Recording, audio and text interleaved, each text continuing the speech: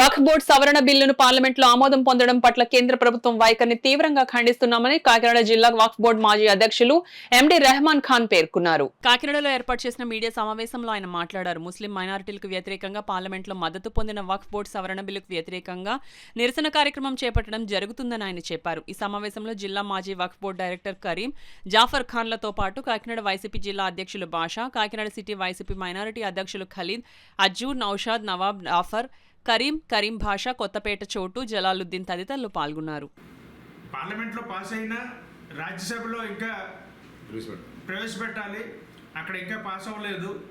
దేవుడి దయ వల్ల అక్కడ పాస్ అవ్వకూడదని చెప్పి ముస్లిమ్స్ అందరూ దేవుడిని ప్రార్థిస్తున్నారు.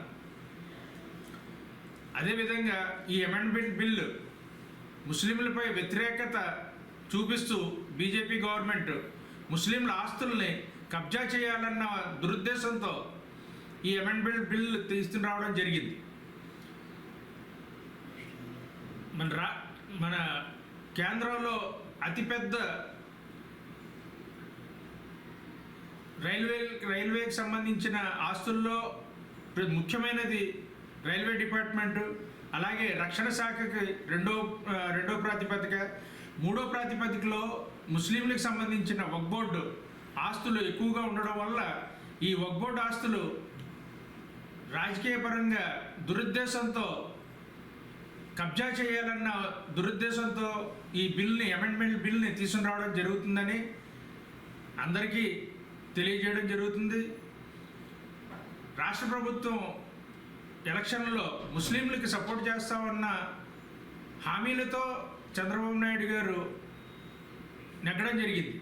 కానీ చంద్రబాబు నాయుడు గారు చెప్పడం ఒకటి, చేతల్లో ఒక రకంగా ఉంటుంది. అదే మన జగన్మోహన్ రెడ్డి గారు అయితే ఏదైతే చెప్తారో అదే రాష్ట్ర ప్రజల మీద చూపిస్తారు, ఆప్యాయత చూపిస్తారు. ఆ ఆప్యాయత చంద్రబాబు నాయుడు గారిలో లేదని చెప్పి ఇంకోసారి ప్రూవ్ చేయడం జరిగింది నిన్న. ఈ విధంగా ముస్లింల మీద వ్యతిరేకత ఎక్కువగా చూపిస్తున్నారని చెప్పి మేము భావిస్తున్నాం. మేము నిరసన తెలియజేస్తున్నాం. ఈ వక్ఫ్ బోర్డు అమెండ్మెంట్ బిల్ మీద నిరసన తెలియజేస్తున్నాం.